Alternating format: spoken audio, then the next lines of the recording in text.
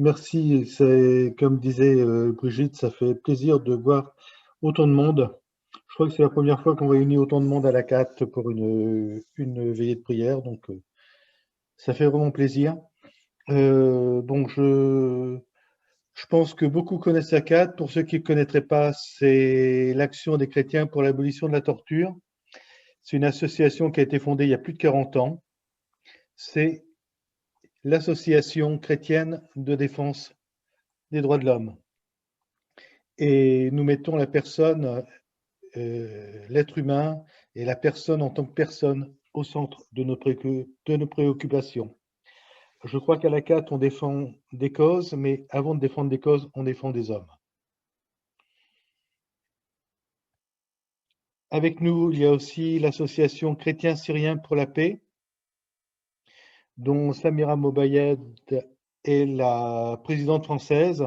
Samira est aussi membre du Congrès chrétien arabe et membre du comité constitutionnel pour la Syrie. Excusez-moi, je bafouille.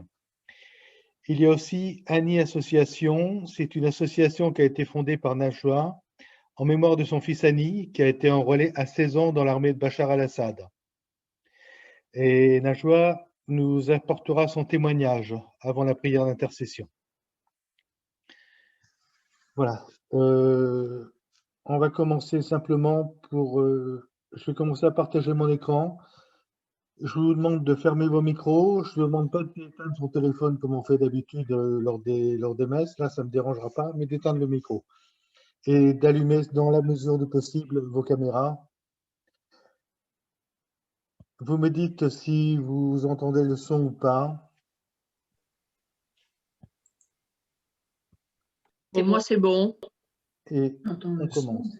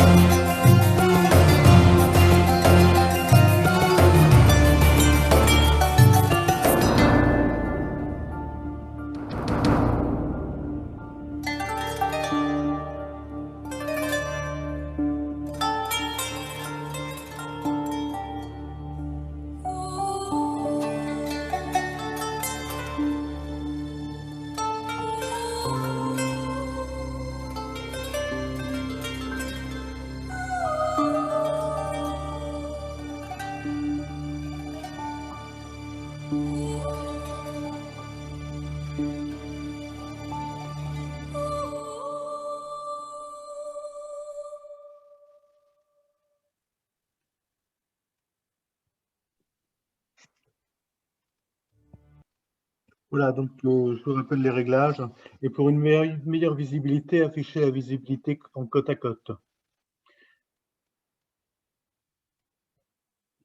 Voilà, alors, avant de prier, Samira va nous parler de la situation en Syrie parce que c'est une situation assez compliquée et je pense ça serait bien qu'elle nous remette les idées en place. Samira, je te laisse la parole. Merci beaucoup, Pierre-Laurent. Je vais partager mon écran. Du coup, peut-être on va essayer de garder un seul écran. Alors, sinon j'arrête mon partage d'écran. Oui, oui, s'il vous plaît. Voilà. Et je te laisse. Très bien.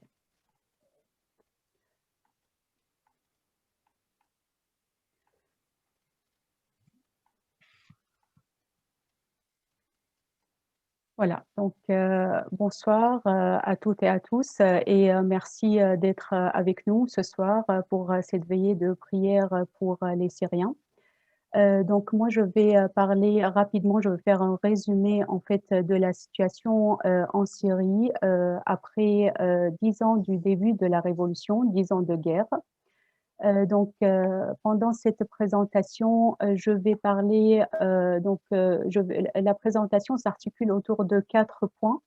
Le déroulement des événements militaires en Syrie durant ces 10 ans, la dynamique politique dont les négociations, le comité constitutionnel et aussi l'élection présidentielle.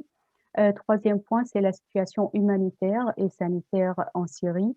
Pour terminer avec la situation des chrétiens en Syrie. Donc, je vais rapidement commencer avec le déroulement des événements militaires en Syrie. Comme vous le savez, prière pour les Syriens avec la carte. Je voulais proposer en thérapie, donc si vous voulez bien fermer les micros, merci. Vous regardez en thérapie tout ça. Non, c'est le, oui. Merci de fermer les micros, s'il vous plaît. Voilà. Donc, je vais commencer par le déroulement des événements militaires en Syrie. Comme vous le savez, la révolution a commencé en mars 2011 avec des soulèvements populaires contre les pouvoirs en place. Ces manifestations pacifiques qui ont duré environ 6 mois en début de la révolution ont été affrontées par une répression sanglante par le régime. Ensuite, on voit l'apparition après ces 6 mois de la phase militarisation de la révolution avec la création de l'armée syrienne libre. Cette armée syrienne libre a vite été surpassée par des groupes djihadistes et salafistes. Et on a eu une période où il y avait une grande surface de la Syrie qui a été prise par ces groupes. Ensuite, il y a eu un combat de quelques années qui a été suivi par un déplacement forcé de populations vers le nord, vers surtout la région d'Idlib. Après les déplacements forcés, on a vu l'apparition de plusieurs types de groupes militaires. Il y avait les forces kurdes démocratiques qui contrôlent la zone nord-est de la Syrie sous le contrôle de la coalition internationale.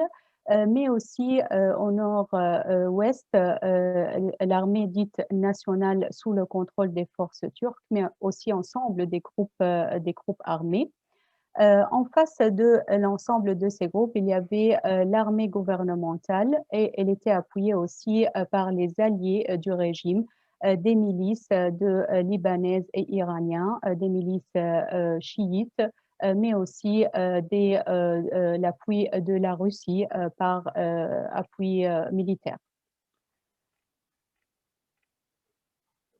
Pour comprendre plus facilement la situation en Syrie, je vais vous montrer deux instants de la chronologie et du déroulement des événements militaires. En fait, ce que vous voyez, c'est les deux cartes de la Syrie en 2015 à gauche et en 2021 à droite. Donc, à gauche, ce que vous voyez, l'ensemble qui est en couleur grise foncée, grise claire, c'est les zones qui ont été prises par des groupes, les groupes de Daesh. Et les zones en vert, c'était les zones sous le contrôle des rebelles, des groupes armés. Les zones en jaune, c'était sous le contrôle des forces kurdes. Et les zones en rouge, c'était les zones sous le contrôle du régime. En 2021, ça veut dire actuellement ou en fin d'année dernière, donc ce que vous voyez, l'ensemble qui est en orange, c'est la zone sous le contrôle du régime avec ses alliés, surtout la Russie et l'Iran. Il y a la zone en violet qui est sous le contrôle des forces kurdes. Et les zones en vert, il y a plusieurs groupes armés et il y a une zone qui est sous le contrôle aussi des forces turques. Donc, la question maintenant pour résumer ce déroulement ou le déroulement militaire, c'est qui sont les acteurs militaires en Syrie. Donc, nous avons, comme vous avez pu voir, 3 zones, des zones contrôlées par les forces turques et des zones contrôlées par les rebelles et les groupes islamistes qui représentent 12% de la surface de la Syrie. Nous avons les zones contrôlées par les forces kurdes qui est leur allié, bien sûr, qui représentent 30%. Et finalement, les zones contrôlées par le régime Assad et ses alliés, bien sûr, qui représentent 60% de la Syrie. Je passe directement à la dynamique politique de l'opposition syrienne parce que c'est aussi important de comprendre aussi ces dynamiques politiques pendant cette décennie. Donc, en fait, l'opposition commence vraiment en 2005 en Syrie avec l'apparition de la déclaration de Damas. Ensuite, on voit une succession des groupes politiques qui représentent d'une façon ou d'une autre l'opposition syrienne. Nous avons vu l'apparition du Conseil national syrien, la coalition nationale des forces de l'opposition et de la révolution. Ensuite, avec le début des négociations, on a vu l'apparition des hauts comités de négociation ensuite qui a donné lieu à la comité des négociations et finalement le comité constitutionnel syrien, mais aussi dans les zones nord-est de la Syrie, c'est le groupe politique ou la partie qui gouverne cette zone, c'est les forces syriennes démocrates.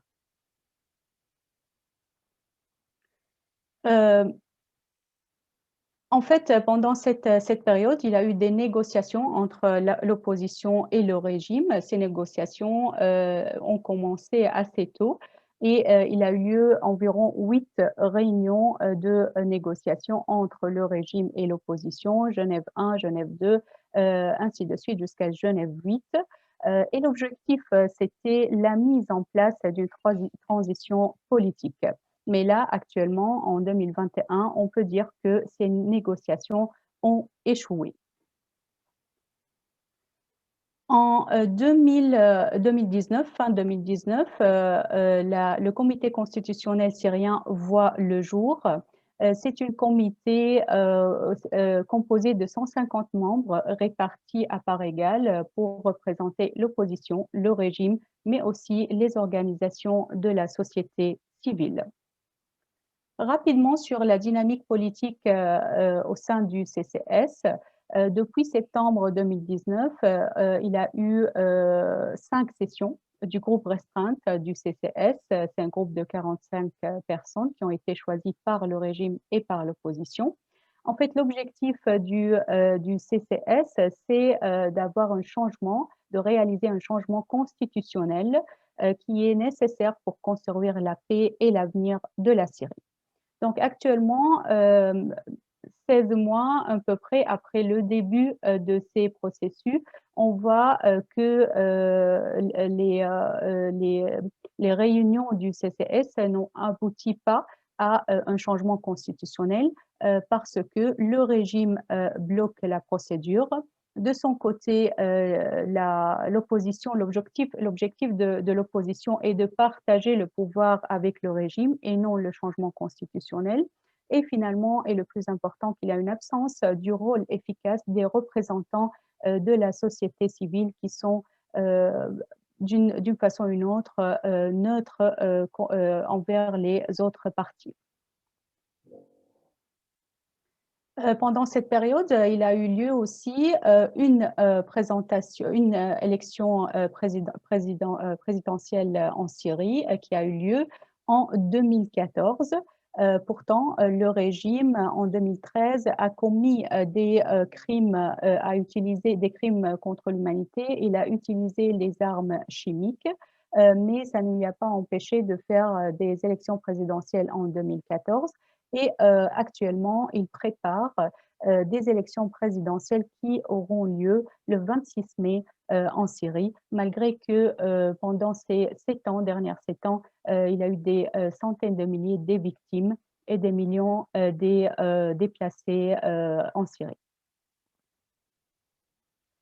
Donc, entre les deux dates, en 2015, il y a un événement qui est assez important pour les Syriens. On a vu apparaître la résolution 2254 en 2015, qui est une résolution adoptée à l'unanimité des 15 membres du Conseil de sécurité. Et en fait, cette résolution réclame des élections libres et équitables qui tiendront sous supervision de l'ONU après l'adoption d'une nouvelle constitution. Et cela pour aboutir à une gouvernance crédible, inclusive et non sectaire. Donc, je vous ai lu le texte de cette résolution pour dire que les élections que le régime prépare le 26 mai n'ont aucune légitimité ni pour la communauté internationale en se basant sur la résolution 2254, ni pour les Syriens. Je passe maintenant à la situation humanitaire et sanitaire en Syrie. Donc, la Syrie actuellement contient 13,4 millions de personnes dans le besoin. Nous avons 6,7 millions de déplacés internes. Ce sont des Syriens qui seront déplacés à l'intérieur de la Syrie, mais aussi nous avons 6,6 millions de réfugiés syriens à travers le monde, dont 5,6 millions sont accueillis dans les pays voisins de la Syrie, ça veut dire Turquie, Jordanie, Liban et aussi l'Irak.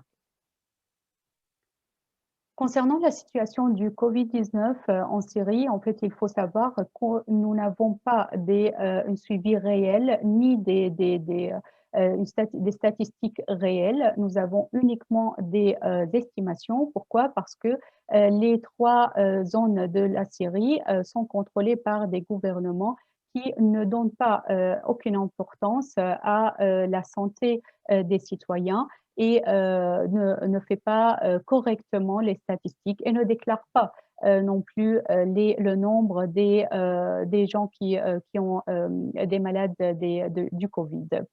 Mais en tout cas, il y a des statistiques, des estimations qui montrent que le risque de Covid-19 en Syrie, il est assez élevé et qui montrent aussi que nous avons une augmentation du nombre. Donc, on estime le nombre par semaine de environ 800 personnes qui sont atteintes du Covid-19 par semaine. En sachant qu'il y a très peu de vaccins et il y a beaucoup de besoins concernant les masques et tout l'ensemble des conditions d'hygiénité en Syrie. Donc, je vous ai montré aussi quelques photos. Ce sont des médecins dans les zones hors du contrôle du régime qui ont essayé de fabriquer tout ce qu'il leur faut pour soigner les malades dans ces zones, en sachant que les conditions sont très difficiles, surtout pour les médecins et dans les hôpitaux et les centres sanitaires. Je passe au dernier point de cette présentation qui parle de la situation des chrétiens en Syrie. Donc, je vais vous expliquer rapidement aussi la situation des chrétiens actuellement en Syrie. Il faut savoir que les chrétiens, le pourcentage des chrétiens en début du XXe siècle, c'est estimé en environ 25%. Ensuite, en début quand Hafez al-Assad a pris le pouvoir pendant les années 70, cette pourcentage était environ 15%. En 40%, nous avions une perte d'environ 5% de ce pourcentage. Donc, le pourcentage en 2009, c'était 10%. Et ensuite, depuis jusqu'à maintenant, les chrétiens représentent aujourd'hui environ 2% de la totalité de la population syrienne. Donc, comme vous pouvez le voir, il y a une diminution très rapide et nette du nombre des chrétiens. Donc, je ne vais pas parler des facteurs ou des éléments qui ont poussé les chrétiens à immigrer avant la Révolution parce que le temps ne permet pas, en sachant que je reste disponible dans l'avenir si vous avez des questions par rapport à ça. Je vais juste parler de ces 10 ans, puisque c'est le sujet de de cette présentation. Donc, pendant ces 10 ans, il a eu l'apparition des groupes islamistes armés qui sont venus et soutenus financièrement par l'étranger. C'est un des facteurs qu'on peut prendre en compte. Dans les zones contrôlées par le régime Assad et ses alliés, il a eu des bombardements par ces groupes qui ont ciblé les quartiers des chrétiens à Damas, des bombardés sur les quartiers Bab Touma, Al-Qassa, etc., où des dizaines d'enfants ont été tués dans leur école. Donc, les forces accusées à ce moment-là, l'armée libre et les groupes islamistes, mais toujours on se demande, on pose la question, ces groupes n'avaient aucun intérêt à procéder à ce genre d'opération. Ensuite, donc bien sûr, ces bombardements ont poussé les habitants à fuir, à quitter Damas. Deuxième élément ou facteur, que les chrétiens, ils doivent se sacrifier pour sauver le régime en entraînant leurs fils à combattre dans ses rangs. Et là, nous aurons aujourd'hui le témoignage de Najwa par rapport à ça, mais je vais aussi juste montrer quelques éléments. Il a eu dans ces zones aussi une politique de division sectaire menée par le régime dans le but de consolider sa domination sur le pays, qui a semé la haine et engendré la peur et la méfiance. Du coup, il a obligé, ou il avait l'obligation, en tout cas, envers les chrétiens, à sacrifier leurs fils pour combattre dans les rangs du régime.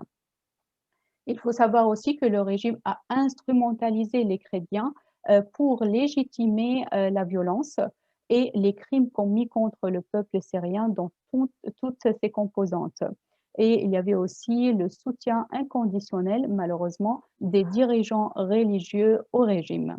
Donc, à cause de ces éléments, les chrétiens sont considérés comme complices et donc comme ennemis pour les autres Syriens, tandis que quand on regarde la vérité et quand on regarde ce qui se passe, on se rend compte que ce sont eux-mêmes des victimes.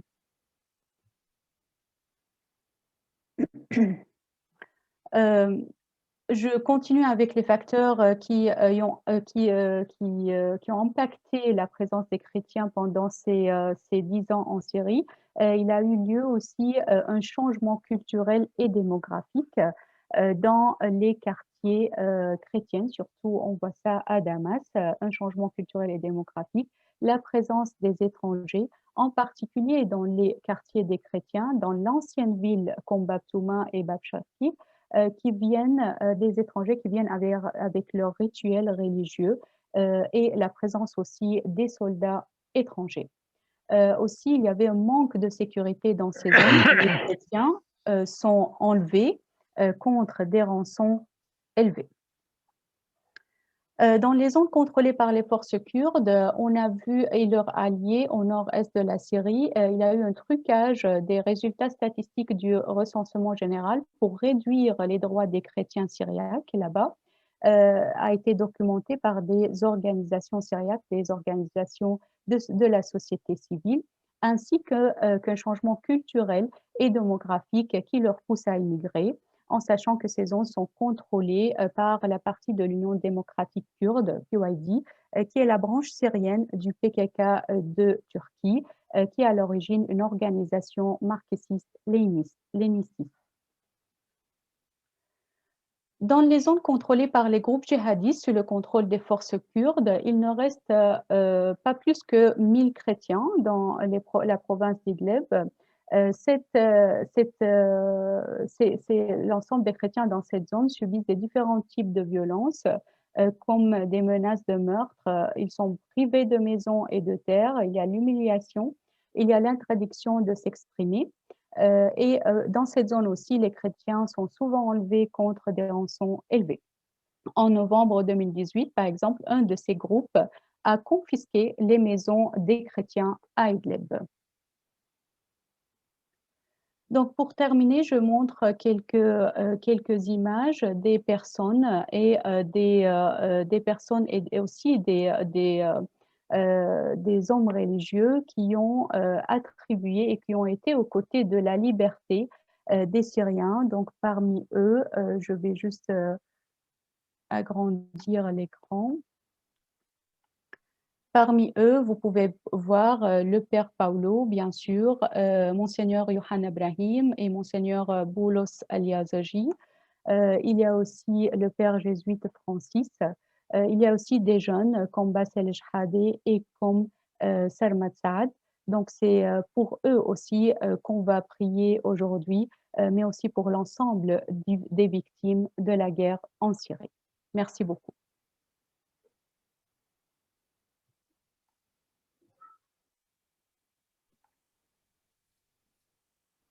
Ouvre mon micro. Je vais repartager mon écran et je vais vous inviter à la prière de repentance.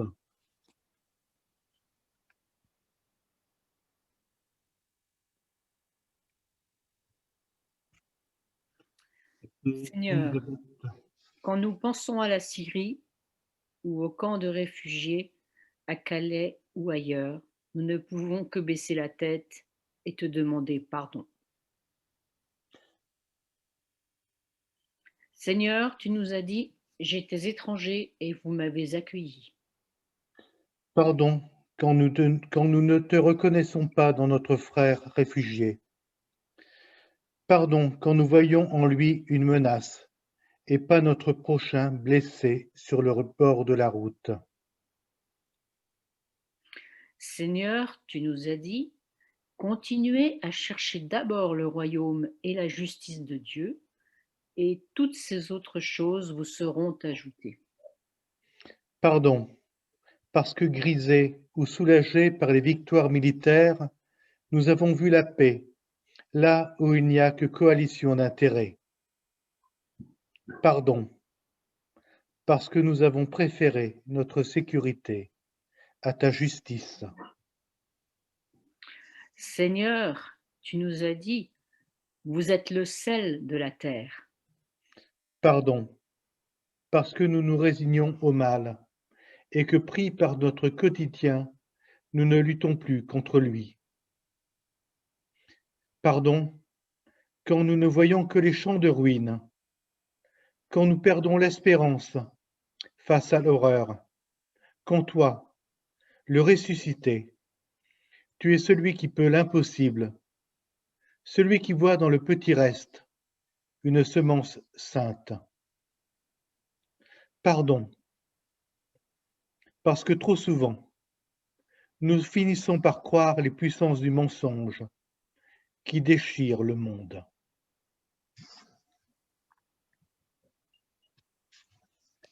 Pour ce qui est du jour et de l'heure, personne ne le sait, ni les anges des cieux. Seigneur, tu nous as dit, ni le Fils, mais le Père seul. Pardon, quand une lecture littérale de la Bible nous fait croire que les événements du Proche et du Moyen-Orient annoncent ton retour. Pardon, parce qu'ainsi nous oublions nos responsabilités. Seigneur, tu as dit aux lépreux, lève-toi, va, ta foi t'a sauvé. Nous nous tournons avec confiance vers toi, Père. Par l'intercession de Jésus-Christ, ton Fils et notre frère, accorde-nous ton pardon. Qu'il soit notre paix, notre joie et notre force. Amen. Amen.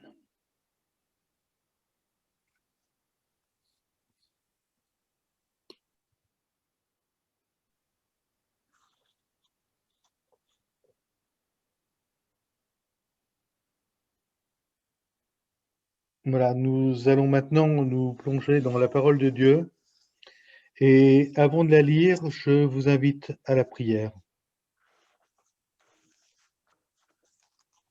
Dieu notre Père, tu viens vers nous dans la nouveauté, et nous allons vers toi avec nos habitudes. Tu viens vers nous dans la vérité, et nous allons vers toi avec nos illusions. Tu viens vers nous dans la sainteté, et nous allons vers toi avec nos lâchetés. Donne-nous la joie de découvrir par les Écritures que nous allons lire ton chemin en Jésus-Christ, le Seigneur ressuscité. Il nous conduit vers toi pour y vivre dans la joie de l'esprit, l'amour qui défie les siècles des siècles. Amen. Alors, les lectures ce soir, seront tirées d'Ésaïe, ce sera le chapitre 17, les versets 1 à 8, le psaume 21 ou 22, suivant les numérotations, les versets 1 à 24, et dans l'évangile de Jean, au chapitre 20, les versets 24 à 29. Et c'est Gilles qui va commencer à nous lire Ésaïe. Du livre d'Ésaïe. Proclamation sur Damas. Damas va cesser d'être une ville et devenir un amas de décombres. Les villes qui en dépendent seront abandonnées pour toujours. Elles serviront aux troupeaux qui s'y reposeront sans que personne ne les inquiète. Il n'y aura plus de fortification en Éphraïm, ni de royauté à Damas.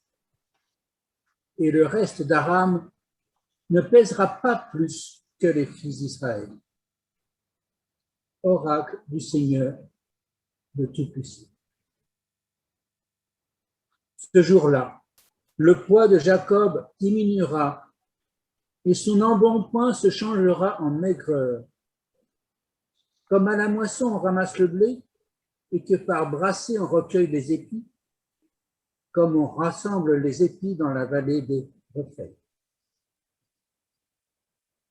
Il ne restera que des glanures, et comme au golage de l'olivier, 2 ou 3 olives tout en haut à la cime, 4 ou 5 dans les branches qui produisent. Oracle du Seigneur, Dieu d'Israël. Ce jour-là, l'homme portera ses regards sur celui qui l'a fait, et ses yeux verront le Saint d'Israël. Il ne regardera plus les autels qui sont l'œuvre de ses mains. Il ne verra plus ce que ses doigts ont fait, les poteaux sacrés aux emblèmes du soleil.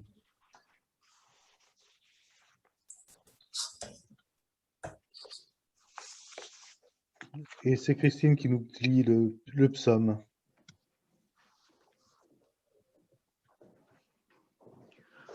Mon Dieu, pourquoi m'as-tu abandonné? J'ai beau rugir, mon salut reste loin. Le jour j'appelle et tu ne réponds pas, mon Dieu. La nuit, et je ne trouve pas le repos. Pourtant, tu es le Saint. Tu trônes, toi, la louange d'Israël. Nos pères comptaient sur toi. Ils comptaient sur toi et tu les libérais. Ils criaient vers toi et ils étaient délivrés. Ils comptaient sur toi et ils n'étaient pas déçus. Mais moi, je suis un ver et non plus un homme, injurié par les gens, rejeté par le peuple. Tous ceux qui me voient me raillent. Ils ricanent et hochent la tête. Tourne-toi vers le Seigneur, qu'il le libère, qu'il le délivre, puisqu'il l'aime. Toi, tu m'as fait surgir du ventre de ma mère, et tu m'as mis en sécurité sur sa poitrine. Dès la sortie du sein, je fus remise à toi. Dès le ventre de ma mère, mon Dieu, c'est toi. Ne reste pas si loin, car le danger est proche et il n'y a pas d'aide. De nombreux taureaux me cernent, des bêtes du Bashan m'encerclent. Ils ouvrent la gueule contre moi, ces lions déchirants et rugissants. Comme l'eau, je m'écoule. Tous mes membres se disloquent. Mon cœur est pareil à la cire, il fond dans mes entrailles. Ma vigueur est devenue sèche comme un tesson. La langue me colle aux mâchoires. Tu me déposes dans la poussière de la mort. Des chiens me cernent. Une bande de malfaiteurs m'entoure. Ils m'ont percé les mains et les pieds. Je peux compter tous mes os. Des gens me voient, ils me regardent. Ils se partagent mes vêtements et tirent au sort mes habits. Mais toi, Seigneur, ne reste pas si loin. Ô ma force, à l'aide, fais vite, sauve ma vie de l'épée et ma personne des pattes du chien. Arrache-moi à la gueule du lion et aux cornes des buffles. Tu m'as répondu. Je vais redire ton nom à mes frères et te louer en pleine assemblée. Vous qui craignez le Seigneur, louez-le. Vous tous, race de Jacob, glorifiez-le. Vous tous, race d'Israël, redoutez-le.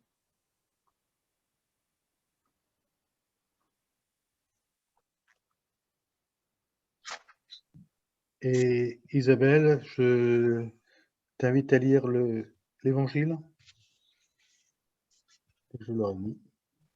Cependant, Thomas, l'un des 12, celui qu'on appelle Didyme, n'était pas avec eux lorsque Jésus vint. Les autres disciples lui dirent donc, « Nous avons vu le Seigneur. » Mais il leur répondit, « Si je ne vois pas dans ses mains la marque des clous, si je n'enfonce pas mon doigt à la place des clous, et si je n'enfonce pas ma main dans son côté, je ne croirai pas. » Or, 8 jours plus tard, les disciples étaient à nouveau réunis dans la maison, et Thomas était avec eux. Jésus vint, toutes portes verrouillées. Il se tint au milieu d'eux et leur dit, « La paix soit avec vous. » Ensuite, il dit à Thomas, « Avance ton doigt ici et regarde mes mains. Avance ta main et enfonce-la dans mon côté. Cesse d'être incrédule et deviens un homme de foi. » Thomas lui répondit, « Mon Seigneur et mon Dieu. » Jésus lui dit, « Parce que tu m'as vu, tu as cru. Bienheureux ceux qui, sans avoir vu, ont cru. »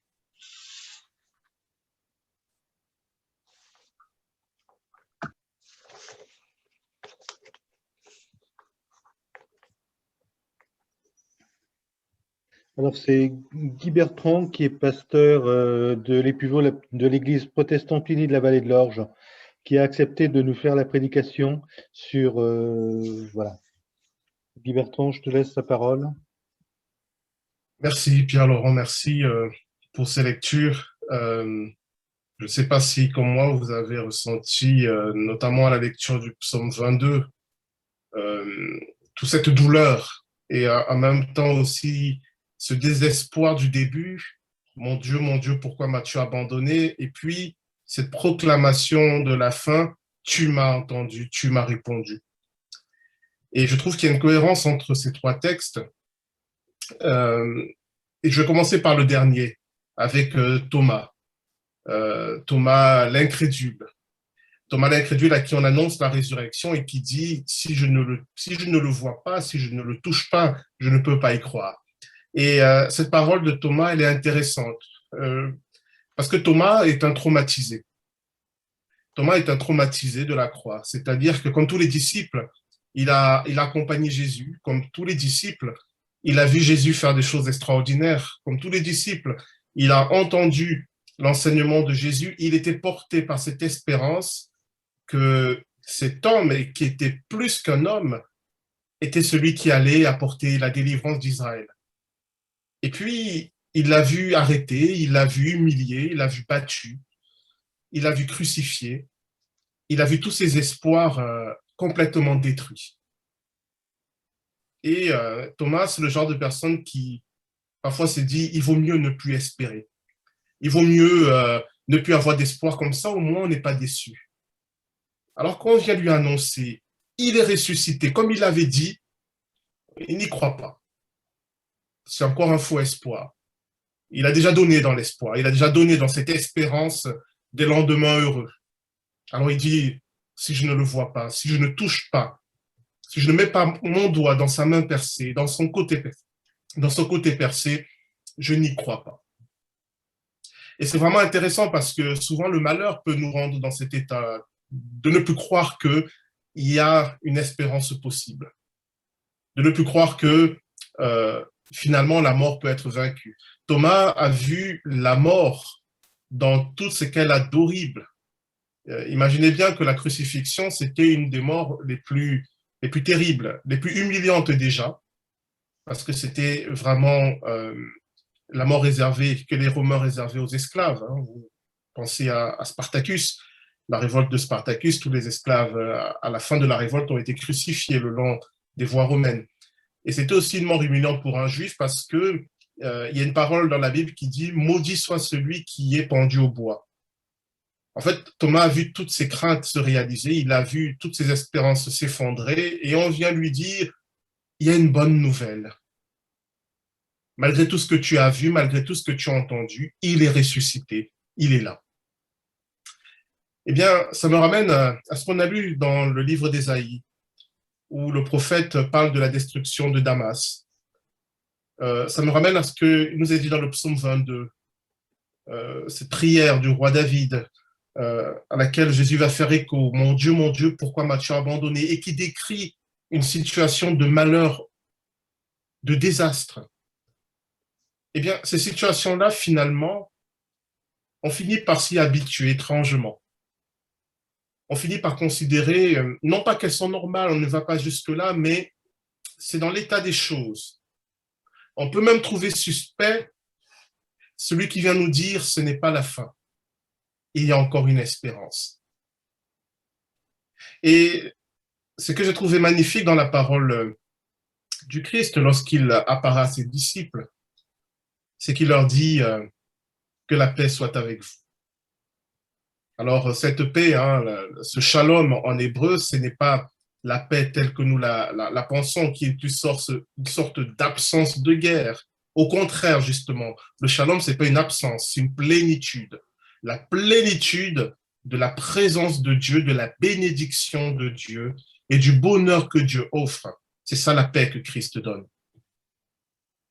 Et souvent, cette paix, nous avons du mal à y croire, un peu comme Thomas, parce que nous sommes tellement face à la mort, à la destruction. Vous avez vu comment en 10 ans, la Syrie est passée d'une vie à peu près normale à une ruine.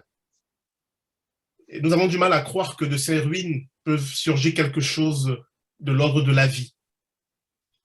Nous avons du mal à y croire parce que, comme il a été dit dans la prière de repentance, parfois, ce n'est pas vraiment la vie, c'est juste des intérêts particuliers qui se mettent en œuvre.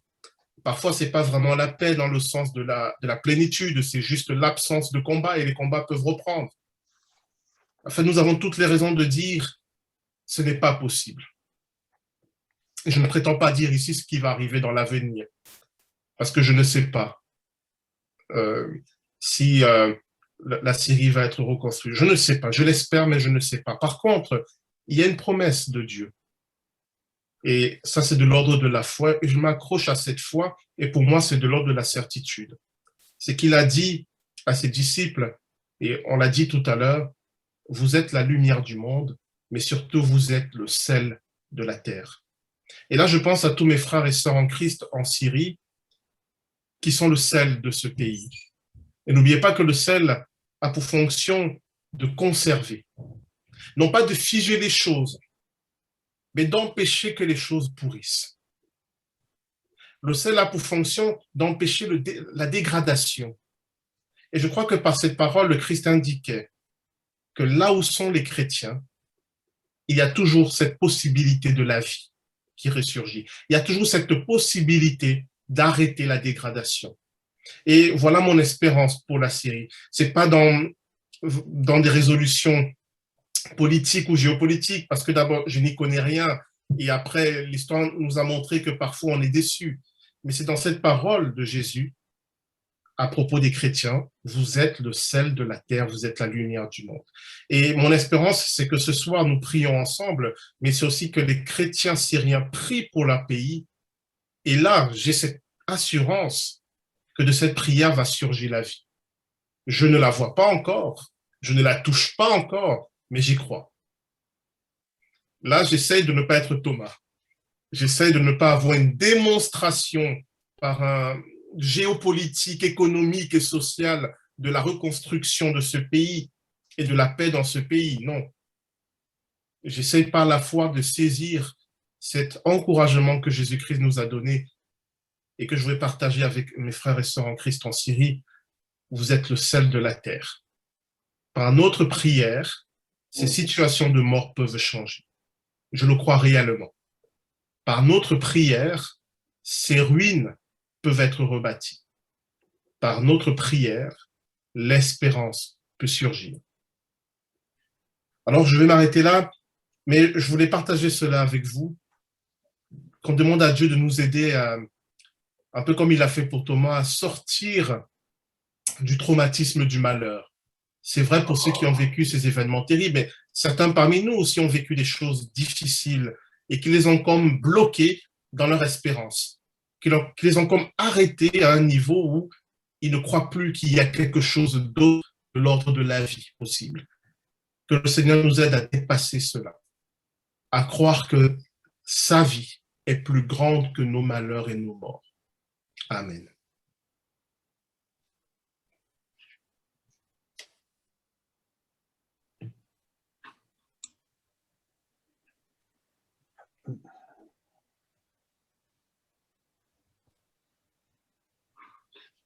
Je vais passer sans transition, merci Guy Bertrand. Je vais passer sans transition à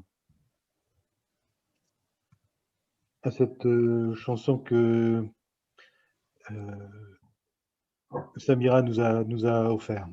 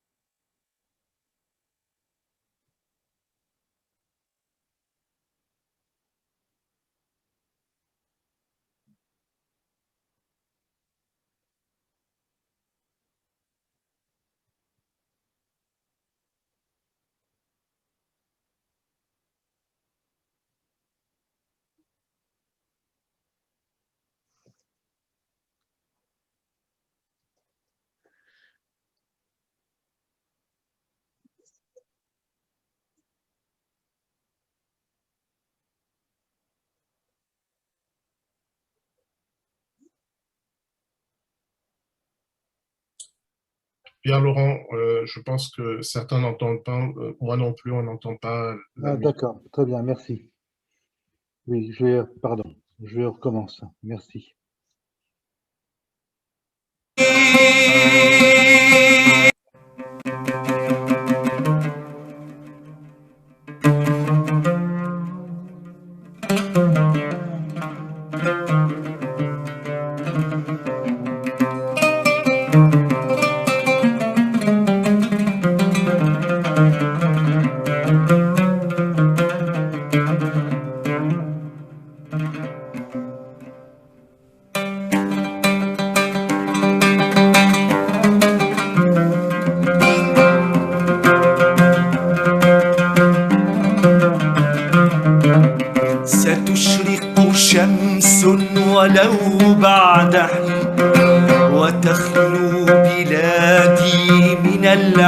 العابرين ستشرق شمس ولو بعد حين وتخلو بلادي من العابرين ستشرق يوما على حينا وتهطل دفئا على الياسمين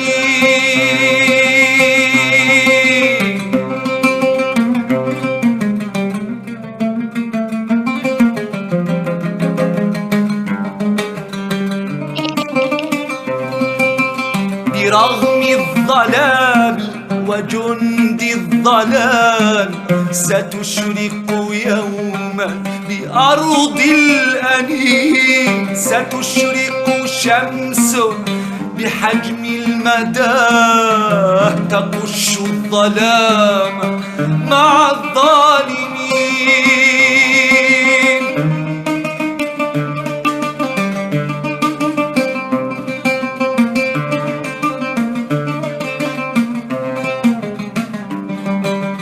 فهذه الشام وأرض الشام تدير رحاها على المعتدين ستشرق الشمس فلا تقنطوا سترحل حمالة الظالمين لأن انتصار النقاء يقين لأن انهزام البغاة يقين لأن انحسار الظلام يقين لأننا صبرنا لأن احتسبنا ورب السماء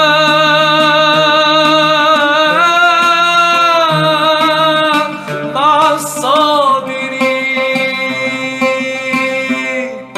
سنرجع حتما ولو بعد حين وتشرق يوما ولو بعد سين.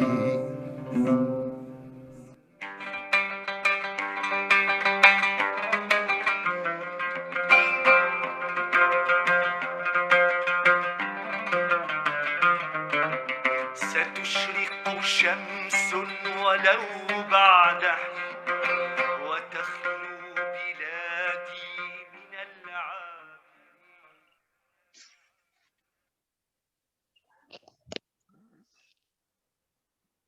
Voilà, je vais maintenant passer la parole à Najwa qui a fondé l'association Annie Association en mémoire de son fils.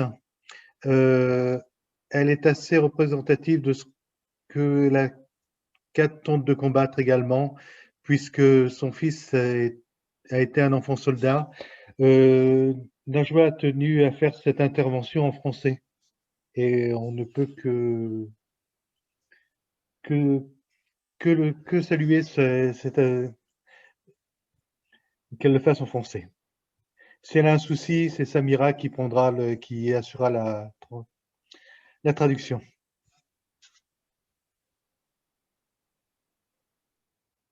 Je suis avec vous aujourd'hui pour raconter l'histoire de mon fils Annie. L'une des choses les plus difficiles pour une mère de parler de son fils disparu. Mon fils était mineur, de 16 ans. Son jeune âge a été exploité et des tentations ont été ouvertes à un garçon comme porter les armes et d'autres choses, obtenir ce papier de réussite à l'école. Si il rentre avec eux, c'est-à-dire pour se battre avec l'armée syrienne et leur milice. Ils leur ont donné des armes et des uniformes et les ont amenés les jours même à une petite ville appelée Al-Tabqa. Depuis, je ne sais pas ce qu'il s'est passé avec mon fils Kadéani. Pour moi, le régime syrien est responsable de ce crime, dont mon fils mineur est une de ses victimes. Je répète que mon fils, il est mineur, il a 16 ans. Même s'il voulait la conduire à l'armée, il fallait d'abord me prévenir. Pendant ces années, jour après jour, j'avais l'espoir que mon fils revienne. Pour cela, je n'ai jamais parlé dans l'espoir qu'il revienne. J'avais peur de le mettre en danger s'il est toujours vivant. Merci. Merci beaucoup, Najwa. Merci.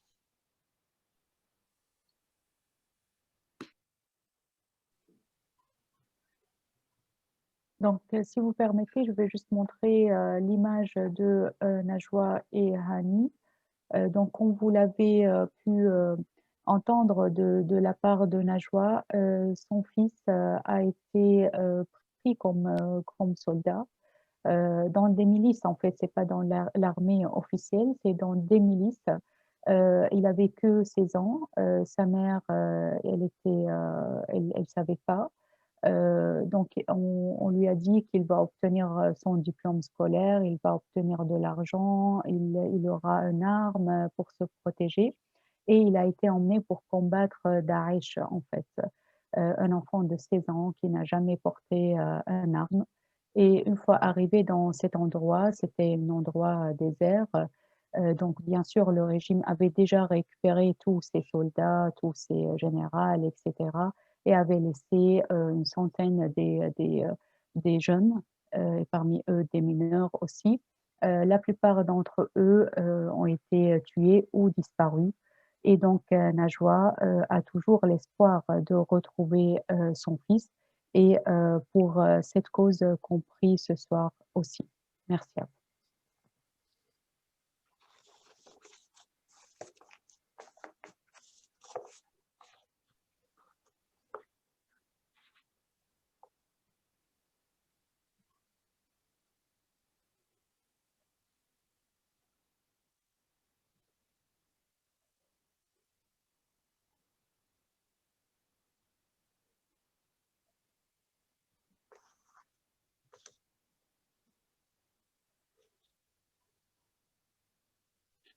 Je vous invite à la prière d'intercession.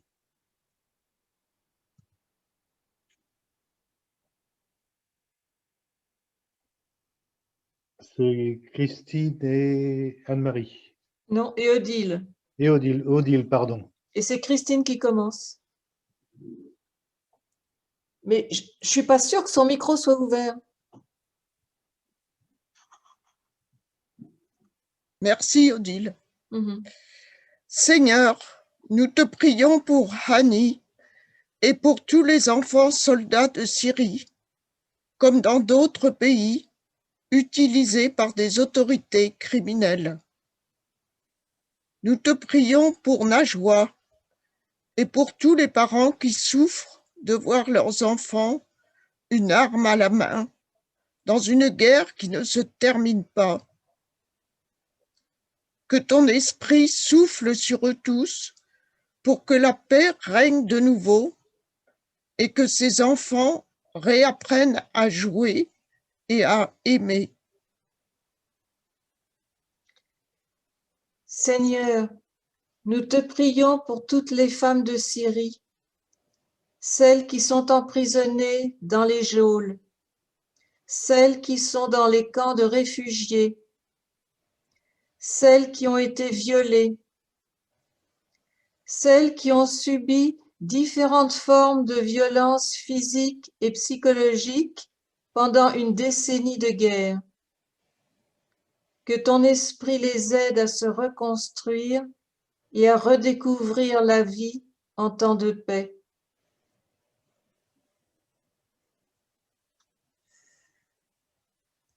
Seigneur, nous te prions pour les artisans de paix, en particulier les communautés œuvrant au dialogue interreligieux chrétiens-musulmans, comme à Mar Moussa et Mar Elias, où le père Jacques Mourad, ancien otage, est revenu.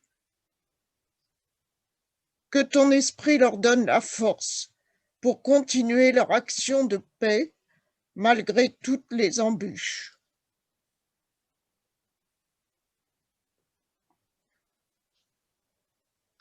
Seigneur, nous te prions pour toutes les victimes de cette guerre et pour toutes celles et ceux qui subissent les tortures dans les geôles ou qui sont condamnés à mort. Nous te prions aussi pour les bourreaux. Que ton esprit aide les bourreaux et les donneurs d'ordre à se convertir et les victimes à pouvoir un jour leur pardonner.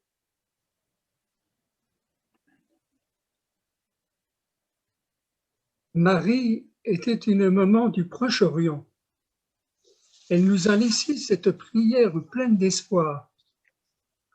Pour les femmes de Syrie et d'ailleurs, je vous propose que nous la réécoutions et que dans notre cœur, nous la redisions pour toutes les mères.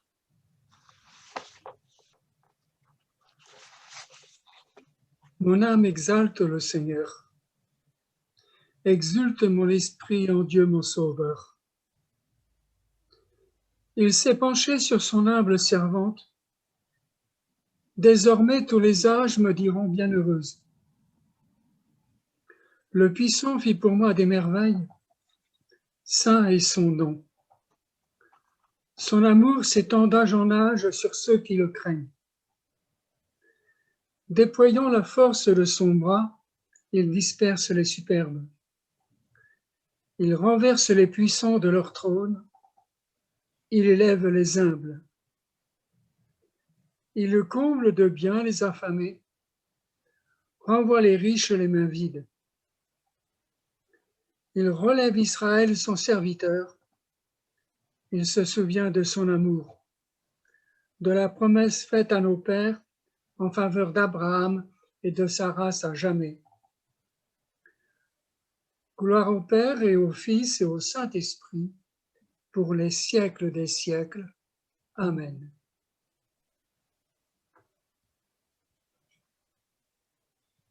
Et en communion avec toute l'Église, avec nos frères syriens, et on va le dire en syrien et en français, et c'est Samira qui va commencer en syrien, je le dirai après en français. On va redire le Notre Père. Merci Pierre-Laurent, je crois que c'est Najwa. Najwa, d'accord, très bien, Najwa. Merci. أبانا الذي في السماوات Notre Père qui es aux cieux. ليتقدس اسمك ليأتي ملكوتك لتكن مشيئتك كما في السماء كذلك على الأرض أعطنا خبزنا كفاة يومنا واغفر لنا ذنوبنا وخطايانا كما نحن نغفر لمن أساء إلينا ولا تدخلنا في التجارب ولكن نجينا من الشرير آمين. Notre Père qui es aux cieux, que ton nom soit sanctifié, que ton règne vienne, que ta volonté soit faite sur la terre comme au ciel. Donne-nous aujourd'hui notre pain de ce jour. Pardonne-nous nos offenses, comme nous pardonnons aussi à ceux qui nous ont offensés. Et ne nous laisse pas entrer en tentation, mais délivre-nous du mal. Car c'est à toi qu'appartiennent le règne, la puissance et la gloire, pour les siècles des siècles. Amen. Amen. Amen. Avant de partir, on a tenu quand même à deux prières. C'est Gilles et Anne-Marie qui vont nous les dire.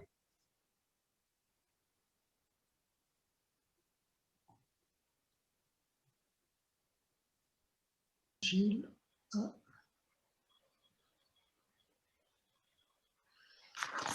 Si Dieu nous envoie, c'est pour être témoin de sa croix et de sa victoire. Pour poser des signes de son royaume, pour devenir des artisans de sa justice. Pour partager les larmes et les peines de tous les hommes. Pour guérir les malades, pour délivrer les enchaînés, pour visiter les prisonniers, pour accueillir les opprimés. Si Dieu nous envoie, c'est pour que notre foi devienne une bonne nouvelle pour notre vie et pour notre monde. Rappelons-nous aussi que le Christ n'a pas de main, il n'a que nos mains pour faire son travail d'aujourd'hui. Le Christ n'a pas de pieds, il n'a que nos pieds pour conduire les hommes sur son chemin. Le Christ n'a pas de lèvres, il n'a que nos lèvres pour parler de lui aux hommes. Le Christ n'a pas d'aide, il n'a que notre aide pour mettre les hommes de son côté. Nous sommes la seule Bible que le public lit encore. Nous sommes le dernier message de Dieu écrit en actes et en paroles.